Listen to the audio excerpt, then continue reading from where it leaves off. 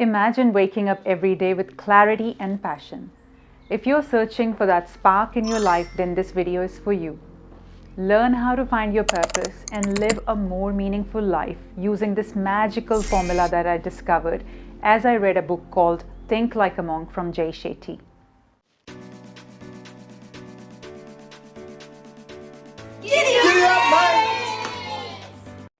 This is truly one of the best books that I've ever come across, hands down.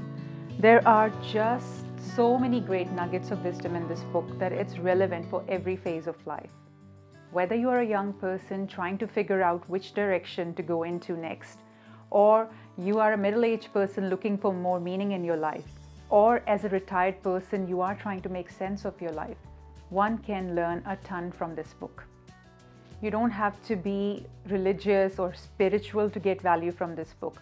Jay has explained ancient wisdom in a modern fashion so it can make sense to anyone. Today, I'm diving into chapter number 5 called Purpose from this book, which will help you unveil your own purpose and passion. So let's get into it. Jay in his book explains a term called dharma. Now, dharma is a complex Sanskrit term which can't be translated to single English word, but you may understand it as your calling or higher purpose.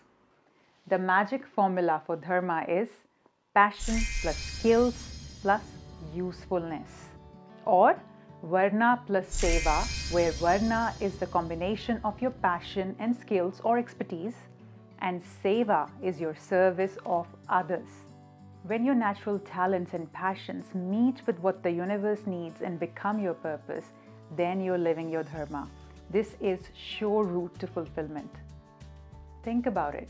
Everyone has a psychological nature which determines where they flourish and thrive. Dharma is using this natural inclination to serve others. You should feel passion when the process is pleasing and your execution is skillful, and the response from others should be positive, showing that your passion has a purpose. Your dharma doesn't have to lead you to become a CEO of a multinational company or founder of a unicorn startup company.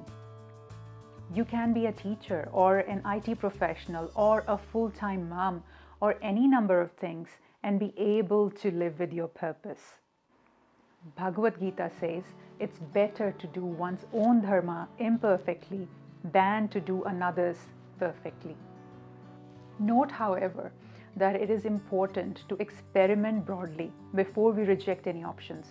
Just because you're not skillful in your passion initially, it doesn't mean that you can't get that skill over a period of time.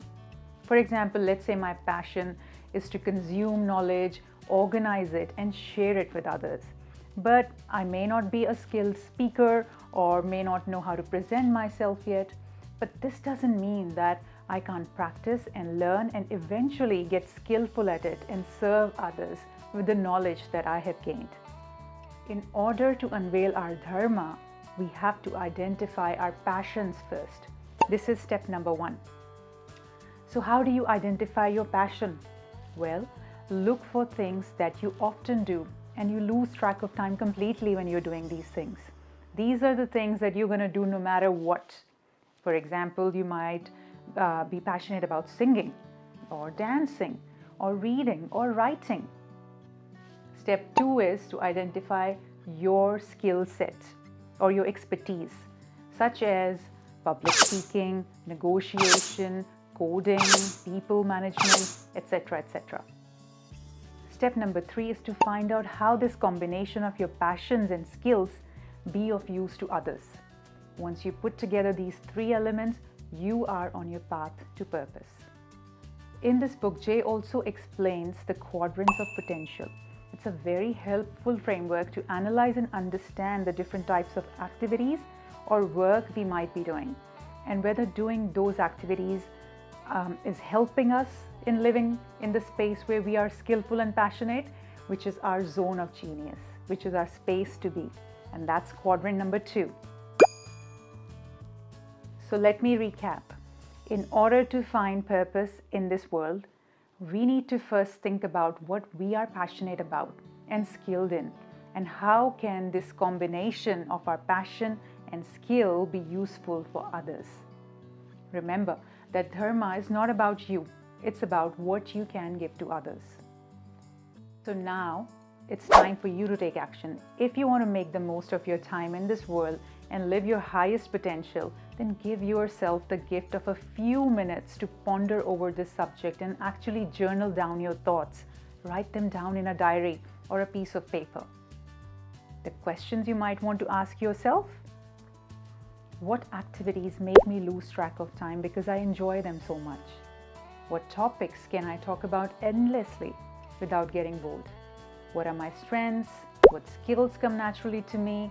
What do people often ask for my help with? What principles guide my decisions and actions?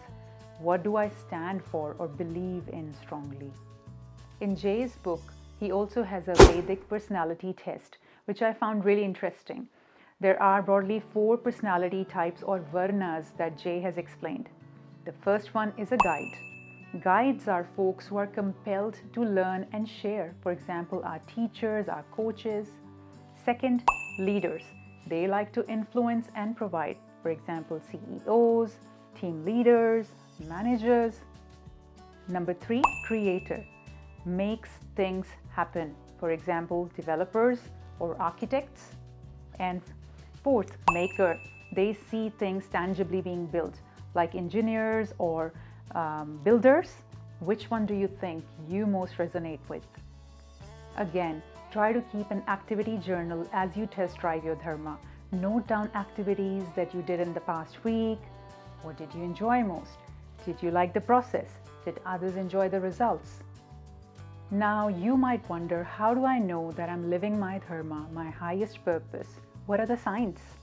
Well, when you're living in your purpose, you feel alive. It's like you are in your element, you are in your flow state, like a light bulb has been turned on. You feel positive and you grow as a person. Manusmriti says, Dharma protects those who protect it. So identify and protect your Dharma. Dharmas also evolve with us over time. So please give yourself the grace, the time. Be patient. This quest doesn't mean that everything has to be about your higher purpose. Some things are about surviving. Some things are about putting food on the table. So that's also important. As this book says beautifully, there are things in life that help build our character, and then there are things that build our competence. Dharmas don't always have to be overly grand and materialistic. So please don't resign from your job tomorrow or give up on that university degree that you might be enrolled in. Instead, take a modest, thoughtful approach. Can you apply your Dharma at work to get greater satisfaction and increase your impact? Can using your Dharma help you get better in your field of study? Please brainstorm these ideas that you have just learned in this video. Don't just let this pass as a concept. I challenge you to make it real for yourself. Take an action. I will share a link to my free worksheet that you can use to easily workshop these ideas and get results for yourself. You may want to do this work in solitude, being close to nature, sitting down on a mat under a tree maybe, with some water and fruits handy. So if there is one book you ever read in life, make it this book. I couldn't recommend it enough. And even if there was one chapter you could read, make it chapter number 5. Well, that's it from me today. Sending you lots of love, all the very best. Please drop me a note in the comments to let me know your thoughts. If you would like to join my journey and learn along with me, please subscribe to my channel and share this work with others so more and more people can reach it. I will be sharing another formula that I have come across on this subject in the next few days, so please watch out for that video. Until we meet again, giddy up mate, be in pursuit of your purpose. I hope you find your thing. Bye.